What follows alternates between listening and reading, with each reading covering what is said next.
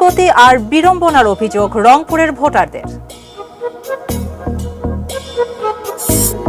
EVM এ ধীরগতির বিষয়টি বিবেচনায় নেবে কমিশন, বলেছেন সিইসি। এবং বাড়ছে শীতজনিত রোগে আক্রান্ত ও মৃত্যুর সংখ্যা।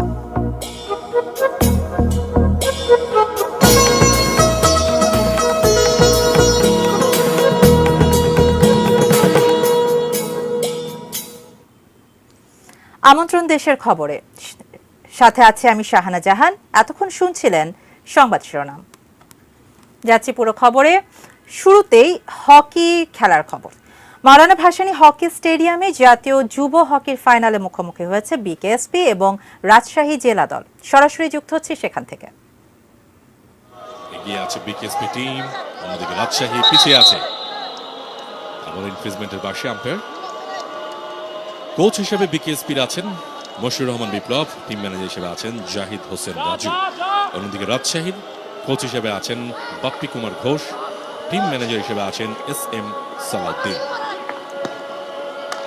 আক্রমণে আরো একবার বিকেএসপি। হঠাৎ করেই আমরা দেখেছি যে চমৎকারভাবে বেশ কয়েকটি বলতে আজকের সবগুলো গোলই কিন্তু ফিল্ড গোল হয় বিকেএসপির, এবং একটি গোল যেটি পেনাল্টি কর্নার থেকে আসে রাজশাহীর, অর্থাৎ মোট 6টি গোলের 5টি গোল হচ্ছে ফিল্ড গোল এবং একটি গোল হচ্ছে পেনাল্টি কর্নার থেকে, যেটি আমরা শর্ট কর্নারও বলে থাকি। লং শট ব্যাকপাস করলেন বিকেএসপির একজন খেলোয়াড়, থেকে আরো একবার শুটিং সার্কেলের ভেতরে প্রবেশ করানোর চেষ্টা। শিমুল কাকে দিলেন আজিজারকে। আজিজার উদ্দেশ্য থাকবে আবারও শুটিং সার্কেলের ভেতরে, যেখানে ছিলেন দলীয় অধিনায়ক। চমৎকার স্টিক ওয়ার্ক বারবারই দেখছি। আপনাদের জ্ঞাতার্থে জানিয়ে রাখি, এর আগে সেমিফাইনাল খেলা হয়েছিল যেখানে বিকেএসপি নাটোরকে 12-1 গোলের ব্যবধানে উড়িয়ে দিয়ে কিন্তু আজকের এই ফাইনালে জায়গা করে নেয়। অন্যদিকে রাজশাহী দিনাজপুরকে 3-1 গোলের ব্যবধানে হারিয়ে আজকের এই ফাইনালে জায়গা করে নেয়। অন্যদিকে তৃতীয় স্থান নির্ধারণী ম্যাচে দিনাজপুর 5-0 গোলের ব্যবধানে নাটোরকে হারায়, অর্থাৎ দিনাজপুর এই টুর্নামেন্টে তৃতীয় হিসেবে জয়ী হয়েছে। এবং আজকেই চ্যাম্পিয়ন কে হবে এই ম্যাচে সেটি সময়ই বলে দিবে। আপনারা উপভোগ করছেন আল আরাফা ইসলামী ব্যাংক 27তম জাতীয় যুব হকি 2022, মুখোমুখি বিকেএসপি রাজশাহী 5-1 গোলের ব্যবধান। থার্ড কোয়ার্টারের এখনো 4 মিনিটের মতো খেলা বাকি আছে, এরপরে আরো একটা কোয়ার্টার, সব মিলে 20 মিনিটের মতো খেলা বাকি আছে। প্রশ্ন থাকতেই পারে যে এর মধ্যে ফিরতে পারবে কিনা রাজশাহী। যদিও 20 মিনিট অনেক সময়, হকিতে গোল হতে খুব বেশি সময় লাগে না, কিন্তু যে গতিতে খেলা হচ্ছে, যেভাবে মাঠে বিকেএসপি তাদের আধিপত্য বজায় রাখছে, সেই হিসাব করলে কিন্তু এই গোলের শোধ দেওয়া খুবই কঠিন। অন্ততপক্ষে সহজ বলা যাবে না বিকেএসপির প্রতিপক্ষ হিসেবে রাজশাহীকে, কারণ একটা কম্প্যাক্ট হকি খেলছে কিন্তু এক্ষেত্রে বিকেএসপি। গোছানো হকি, আক্রমণ হলে খুব দ্রুতই সেই আক্রমণকে পাল্টা আক্রমণে তারা কনভার্ট করেন। এই মুহূর্তে রকিবুল হোসেন অধিনায়ক দারুণ খেলেছেন, এবং এখনো পর্যন্ত স্টিকে আঘাত হলে একটা গ্রিন কার্ড, এবং 2 মিনিটের জন্য কিন্তু এক্ষেত্রে মাঠের বাইরে রকিবুল হোসেন দলীয় অধিনায়ক। এই মুহূর্তে 10 জনের দলের হয়ে গেছে, 10 জনের দলে পরিণত হয়েছে বিকেএসপি। সে দলের বিপক্ষে রাজশাহী কি কিছু করতে পারবে? দলের অন্যতম সেরা খেলোয়াড় রকিবুল খানিকটা সময়, অর্থাৎ 2 মিনিটের জন্য মাঠের বাইরে থাকবেন, সেটা অবশ্য তার সতীর্থরা মনে হয় না খুব একটা বুঝতে দিবেন। এই মুহূর্তে অবশ্য আজিজার রহমান, ভালো একটা আক্রমণ, রোহিত শুটিং সার্কেলের মধ্যে একটা ইনফ্রিজমেন্টের আবেদন, এবং সেটাকে কিন্তু পেনাল্টি কর্নারে কনভার্ট করে নিয়েছে। ফলে এই মুহূর্তে রকিবুল যে মাঠের বাইরে আছে সেটা কিন্তু বোঝাই যাচ্ছে না, এবং একটা পেনাল্টি কর্নার, আমরা জানি যে পেনাল্টি কর্নারের মাধ্যমে কিন্তু গোলের উৎস রচনা করা। গ্রামে আর শহরে, ডাইনিং বা রেস্টুরেন্টে, আরএফএল ইটালিয়ানো মেলামাইন। দেখছেন দেশের খবর। শান্তিপূর্ণভাবে রংপুরে চলছে সিটি কর্পোরেশন নির্বাচনের ভোট গ্রহণ। তবে ইভিএম এ ভোট দিতে গিয়ে বিড়ম্বনার অভিযোগ করেছেন ভোটাররা। জাতীয় পার্টির প্রার্থীও এ নিয়ে ক্ষুব্ধ। রংপুর প্রতিনিধি মাহবুবুল ইসলামের পাঠানো তথ্য ছবিতে ডেস্ক রিপোর্ট। ঘন কুয়াশা ও ঠান্ডা উপেক্ষা করে ভোট কেন্দ্রে আসেন রংপুর সিটির ভোটাররা। সকালে ভোটার উপস্থিতি কম থাকলেও বেলা বাড়ার সঙ্গে সঙ্গে বাড়তে থাকে তাদের উপস্থিতি। উৎসবমুখর পরিবেশে ভোট দিয়েছেন ভোটাররা। তবে ইভিএমে ভোট দিতে গিয়ে অনেকেই সমস্যার কথা বলেছেন। আমাদের এলাকায় একটা সাদা ভোট নিয়ে গেছিল, ওইটা নিয়ে দেখাই দিছে যে এইভাবে দিতে হবে। এবার আল্লাহ রহম সুন্দরভাবে ভোট হবে এবং দেবো ভোট। আমি এইভাবে ভোট দিলাম, মোটামুটি সহজ ব্যবস্থা করা আছে, এটাতে কোনো সমস্যা নাই। কিভাবে যে ভোট দিচ্ছে, ভোট তো লাইন তো আগাইতেছে না, এখানে তো সন্ধ্যা হয়ে যাবে। বুঝতে পারতেছে না, ভোট বয়স্ক মহিলা চোখে কম দেখে, সমস্যা হইতেছে, ভোটটা দিতে দেরি হইতেছে, তো ওই জন্য তো মানুষের সংখ্যা বাড়তেছে, ভোটটা তাড়াতাড়ি ফুরাইতেছে না। তো 1-1.5 ঘন্টা থেকে লাইন কাটতেছি, এইভাবে কি ভোট দেওয়া যায়? জাতীয় পার্টির মেয়র প্রার্থী মোস্তাফিজার রহমান মোস্তফা নিজেও ভোট দিতে গিয়ে ইভিএমে ত্রুটির কারণে ক্ষোভ প্রকাশ করেন। অবশ্য আওয়ামী লীগ প্রার্থী হোসনে আরা লুৎফা ডালিয়া ইভিএমে ভোট গ্রহণে কোনো সমস্যা নেই বলে মনে করেন। ভোট দিতে গিয়েছিলাম, গিয়ে দেখি যে ইভিএম মেশিন হ্যাং হয়ে গেছে, ইভিএম মেশিন কোনো কাজ করতেছে না। এখন এইভাবে যদি ইভিএম মেশিন প্রত্যেকটা কেন্দ্রে এভাবে 2-4টা ডিস্টার্ব করে, তাহলে আমার ভোট প্রদান বিলম্বিত হবে এবং ভোট প্রশ্নবিদ্ধ হবে। আজকের ইভিএম নিয়ে যত হইচই, আলোচনা, সমালোচনা, আশঙ্কা, কোনো আশঙ্কা নেই। চমৎকার ইভিএম পদ্ধতির ভোট। আইন শৃঙ্খলা রক্ষাকারীরাও অত্যন্ত তৎপর এবং সব মিলিয়ে জনগণ শান্ত, জনগণ কখনো উচ্ছৃঙ্খল নয়। তবে রিটার্নিং কর্মকর্তা আব্দুল বাতেন বলেছেন, ইভিএমকে বিতর্কিত করতে জাপা মেয়র প্রার্থী এমন মন্তব্য করেছেন। যখন একজন ভোটার ভিতরে থাকবে, তাকে যখন অ্যালাউ করা থাকবে, তখন তো আরেকজনকে অ্যালাউ করার কোনো সুযোগ নেই। তো উনি এটা ভালো করে জানেন, এবং জানার পরে উনি যেহেতু ভোটের জন্য ট্রাই করলেন না এবং আরেকজন ভোটার ভিতরে আছেন, সেই ক্ষেত্রে আরেকজন আবার যদি উনি ট্রাই করেন, তাহলে এটা কোনোভাবেই হবে না। তো এটা উনি জানার পরে যদি এই ধরনের প্রেস কনফারেন্স করে থাকেন, এটা অত্যন্ত দুঃখজনক। রংপুর সিটি কর্পোরেশনে তৃতীয় নির্বাচন এটি। মেয়র পদে 7 এবং কাউন্সিলর পদে 251 জন প্রার্থীর মধ্য থেকে নিজেদের প্রতিনিধি বেছে নিতে ভোট দিচ্ছেন 4,26,000 ভোটার। জিনিয়া ইসলাম, ডেস্ক রিপোর্ট, এটিএন নিউজ। এদিকে প্রধান নির্বাচন কমিশনার কাজী হাবিবুল আওয়াল বলেছেন, ভোট গ্রহণে ধীরগতির বিষয়টি বিবেচনায় নিয়ে ইভিএম প্রসঙ্গে সিদ্ধান্ত নেবে নির্বাচন কমিশন। সকালে আগারগাঁওয়ে নির্বাচন ভবনে সিসি ক্যামেরায় ভোট পর্যবেক্ষণের সময় একথা জানান তিনি। ভোট দিতে গিয়ে জাতীয় পার্টির মেয়র প্রার্থীর সমস্যায় পড়া কারিগরি ত্রুটি বলে জানান নির্বাচন কমিশনার আনিসুর রহমান। ভোটার উপস্থিতি নিয়ে সন্তোষ প্রকাশও করেন তিনি। সিএসসি বলেন, ডিজিটাল প্রযুক্তি ব্যবহার করে যতটা সুন্দরভাবে নির্বাচন পর্যবেক্ষণ করা সম্ভব তাই করা হচ্ছে। ইভিএমে ধীরগতির বিষয়টি আপেক্ষিক বলে মনে করেন কাজী হাবিবুল আওয়াল। বলেন, যদি অনেক বেশি ভোটার ধীরগতির কারণে ভোটই দিতে না পারে, তাহলে সেটাকে বিবেচনায় নিয়ে সিদ্ধান্ত নেবে কমিশন। যেটা আমরা সিসিটিভির মাধ্যমে ক্যাপচার করছি, সেখানে মন্দ কোনো কিছু আমাদের চোখে এখন অবধি আসেনি। মনেই হচ্ছে ভোট বেশ উৎসব মুখর হচ্ছে এবং ভোটারদের উপস্থিতি আমাদের অভিমতে যথেষ্ট সন্তোষজনক। আগারগাঁও নির্বাচন ভবন থেকে সিসিটিভিতে রংপুর সিটি নির্বাচনের ভোট পর্যবেক্ষণ করছে নির্বাচন কমিশন। দর্শক, এই নিয়ে বিস্তারিত জানাতে আমাদের সাথে যুক্ত হচ্ছেন সহকর্মী সাদিয়া আফরোজ। সাদিয়া, কিছুক্ষণের মধ্যেই ভোট গ্রহণ শেষ হয়ে যাবে। এই মুহূর্তে আপনার কাছে এই বিষয়ে নতুন কি তথ্য আছে, বিস্তারিত জানাবেন। শাহানা, 4:30 পর্যন্ত ভোট গ্রহণ চলবে নিয়ম মাফিক, অর্থাৎ 8 ঘন্টার যে সময় সেটি 4:30 শেষ হয়ে যাবে। তবে তারপরেও ভোট গ্রহণ চলবে অনেকগুলো কেন্দ্রে, কারণ এখন পর্যন্ত আমাদের হাতে যে খবর তাতে জানা গেছে যে সিসি ক্যামেরায় এখনো দেখা যাচ্ছে যে বিভিন্ন কেন্দ্রে বিপুল পরিমাণ ভোটার রয়েছেন এবং তারা এই ভোট কেন্দ্রগুলোতে ভিড় জমিয়েছেন এবং তাদের ভোট গ্রহণ শেষ না হওয়া পর্যন্ত সেই কেন্দ্রগুলোর ভোট নেওয়া কিন্তু বন্ধ হবে না। সেটি প্রধান নির্বাচন কমিশনার কাজী হাবিবুল আওয়াল আগে জানিয়েছেন। অর্থাৎ তারা যতক্ষণ পর্যন্ত এখনো যারা কেন্দ্রে রয়েছেন, 4:30 পর্যন্ত যারা কেন্দ্রে আসবেন, তাদের সবাইকেই ভোট দেওয়ার সুযোগটা করে দেওয়া হবে এবং তারপরে কিন্তু আপনি জানেন যে ভোট গণনা শুরু হবে। ইভিএম এ ভোট নেওয়া হয়েছে এবার, আপনি জানেন 229টি কেন্দ্রে এবার পুরো রংপুর সিটির নির্বাচন পুরোটা ইভিএম এ নেওয়া হচ্ছে যেহেতু, এবং ইভিএম এর ভোটের ফলাফল আসতে হয়তো খুব বেশি সময় লাগবে না আশা করা যায়। তবে ধীর গতির কারণে অনেক ভোটারকে কিছুটা ভোগান্তি পোহাতে হয়েছে, এটা এখান থেকেও নির্বাচন কমিশনের পক্ষ থেকেও সেটি স্বীকার করা হয়েছে। তবে সেটির মাত্রা কতটা সেটা এখন পর্যন্ত জানা যায়নি। তবে ইভিএম এর মাধ্যমে যে ভোটের গতি কিছুটা ধীর হয় সেটি স্বীকার প্রধান নির্বাচন কমিশনার। সব মিলিয়ে এখন পর্যন্ত প্রধান নির্বাচন কমিশনার সহ অন্যান্য নির্বাচন কমিশনাররা সকাল থেকে সিসি ক্যামেরায় ভোট পর্যবেক্ষণ করেছেন এবং শেষ সময় এসে তারা সবশেষ পরিস্থিতি কি দাঁড়ালো ভোট গ্রহণের বিষয়ে সেটি আমাদেরকে জানাবেন আনুষ্ঠানিকভাবে এবং সেটি আমরা চেষ্টা করব যে দর্শকদেরকে সরাসরি জানিয়ে দেওয়ার। শাহানা, অনেক ধন্যবাদ। আমরা পরবর্তীতে আবারও আপনার সাথে এই বিষয়ে যুক্ত হওয়ার চেষ্টা করব। দর্শক, আগারগাঁও নির্বাচন ভবন থেকে আমাদের সাথে যুক্ত হয়েছিলেন সহকর্মী সাদিয়া আফরোজ। এবারে অন্যান্য প্রসঙ্গ। শীতে নিউমোনিয়া সহ ঠান্ডাজনিত রোগে বরিশাল শেরি বাংলা মেডিকেল কলেজ হাসপাতালে গত দুদিনে 5 শিশু মারা গেছে। ঘন কুয়াশার কারণে বিঘ্নিত হচ্ছে যান চলাচল। প্রতিনিধিদের তথ্য ছবিতে ডেস্ক রিপোর্ট। শীতে বিপর্যস্ত বরিশালের জনজীবন। ঠান্ডাজনিত রোগে বরিশাল শেরে বাংলা মেডিকেল কলেজ হাসপাতালে 2 দিনে 5 শিশুর মৃত্যু হয়েছে। 35 বেডের শিশু ওয়ার্ডে ভর্তি রোগীর সংখ্যা এখন 2 শতাধিক। ডাক্তার ছিলই না, মাত্র ডাক্তার আইছে, রোগী সাথে রোগে বাচ্চারা কান্নাকাটি করতেছে। ডাক্তার পর্যাপ্ত নয়, বাট কিছু ডাক্তার আসছে নতুন, 30 জনের মতো ডাক্তার আমরা পেয়েছি, তাদের দিয়ে চিকিৎসা দিচ্ছি। আরো নতুন ডাক্তার জন্য আমরা চেয়েছি, হয়তো পেয়ে গেলে আমরা আরো সংকট। এদিকে ঘন কুয়াশার কারণে বরিশাল ঢাকা নৌ ও সড়ক পথে যান চলাচল ব্যাহত হচ্ছে।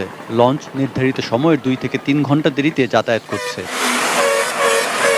পৌষের শুরু থেকে শীতের জানান দিতে শুরু করেছে চুয়াডাঙ্গা।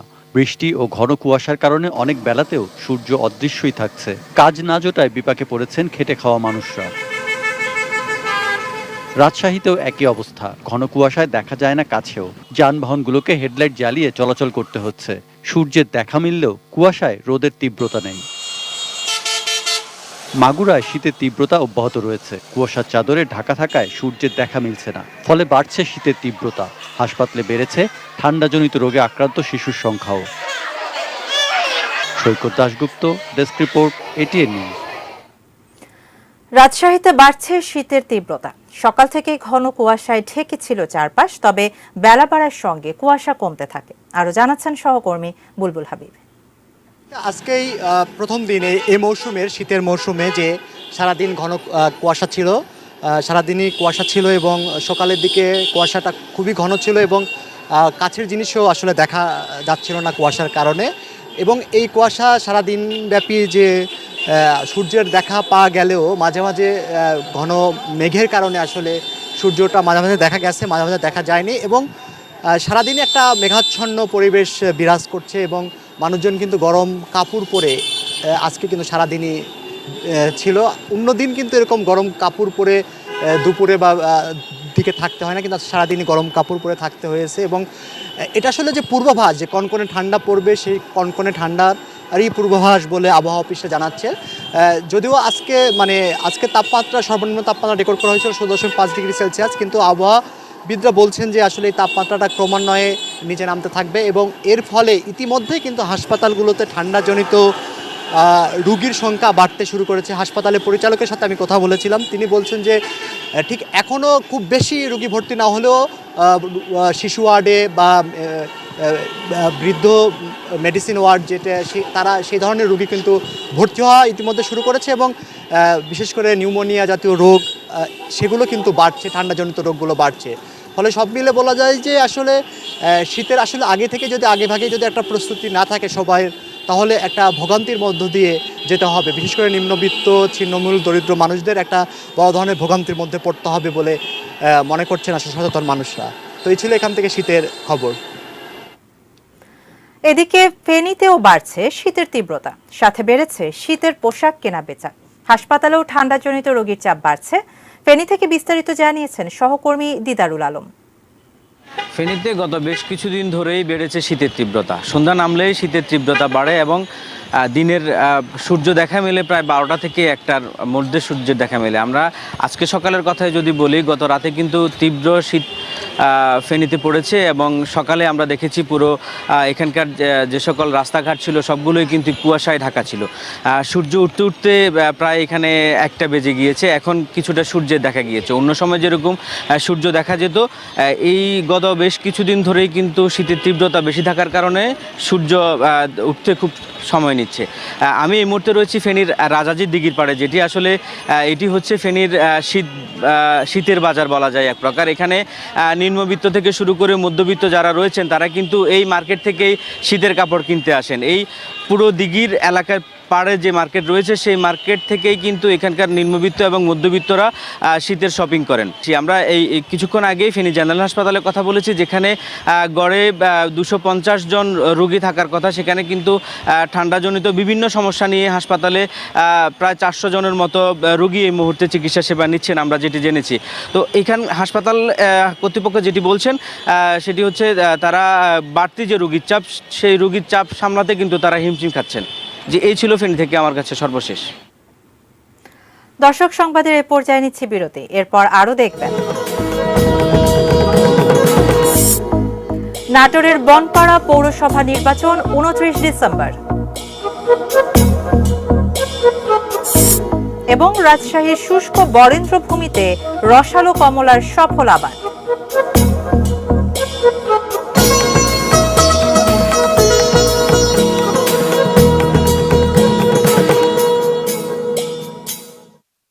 বিরতির পর আরো একবার স্বাগত জানাচ্ছি দেশের খবরে। সাথে থাকার জন্য ধন্যবাদ।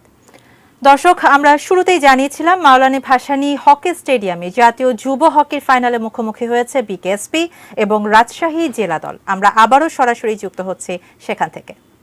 প্রান্তে থাকা এই মুহূর্তে আছেন সাজেদুর, কাকে দিবেন দেখছেন। অবশেষে পার্শ্বরেখার বাহিরে বল চলছে চতুর্থ কোয়ার্টারের খেলা। পার্শ্বরেখাকে অতিক্রম করে কিন্তু বল চলে গিয়েছে শুটিং সার্কেলের ভেতরে। বল ছিল কিন্তু থাকলে কি হবে, পাল্টা আক্রমণে রাজশাহী। তবে সংঘবদ্ধ আক্রমণ হয় কিনা, দলীয় ক্যাপ্টেন রাখতে পারলেন না আক্রমণে বিকেএসপি। আক্রমণ পাল্টা আক্রমণে চলছে এই মুহূর্তের খেলা, যদিও স্পষ্ট ব্যবধানে এগিয়ে বিকেএসপি।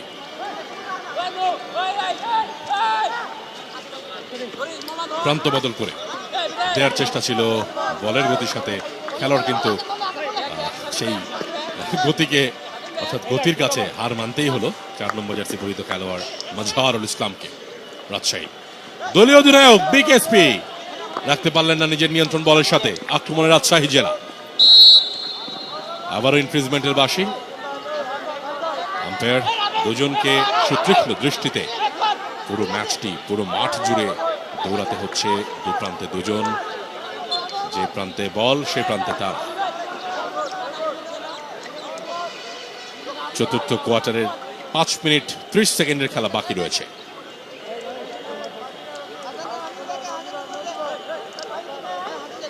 এক গোলের স্পষ্ট ব্যবধানে বিকেএসপি এগিয়ে।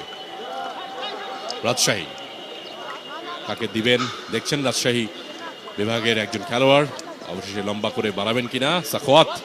সাখাওয়াত সাখাওয়াত তাকে ঘিরে জটলা। বিকেএসপি আক্রমণ পাল্টা আক্রমণে চলছে, তবে বিকেএসপি এখন একটি সংঘবদ্ধ আক্রমণ হয়তো বা করবে।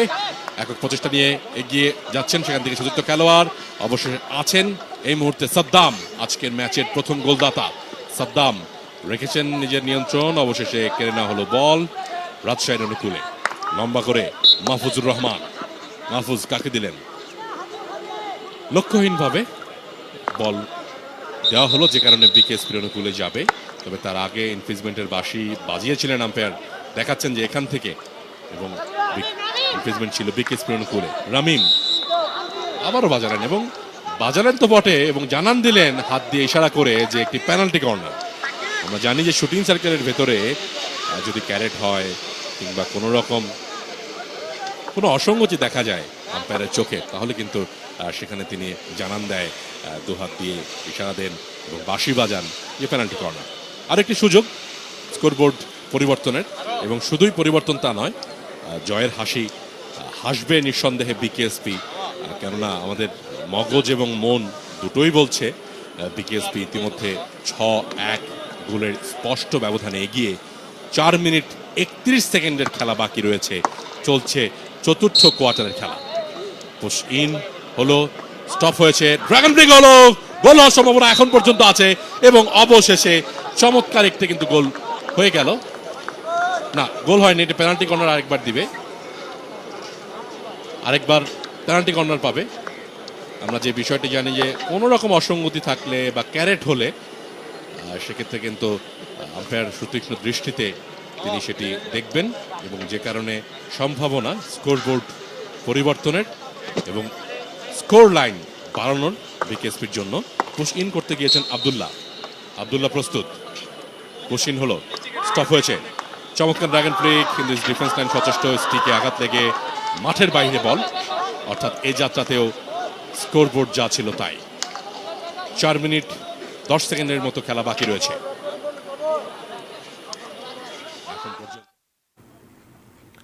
দর্শক, মাওলানা জাতীয় ভাসানী স্টেডিয়ামে হকি ফাইনাল চলছে, আমরা এতক্ষণ সেখানেই ছিলাম। এরই সাথে শেষ করছে আয়োজন। তার আগে এক নজরে শিরোনামগুলো জানিয়ে দিচ্ছি আরো একবার। ইভিএম এর ধীরগতি আর বিড়ম্বনার অভিযোগ রংপুরের ভোটারদের। ইভিএম এর ধীরগতির বিষয়টি বিবেচনায় নেবে কমিশন, জানালেন সিইসি। বাড়ছে শীতজনিত রোগে আক্রান্ত ও মৃত্যুর সংখ্যা।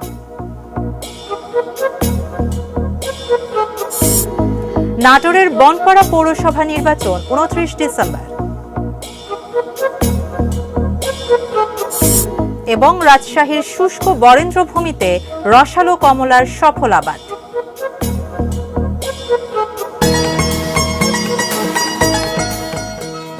এই ছিল দেশের খবর। সাথে থাকার জন্য ধন্যবাদ।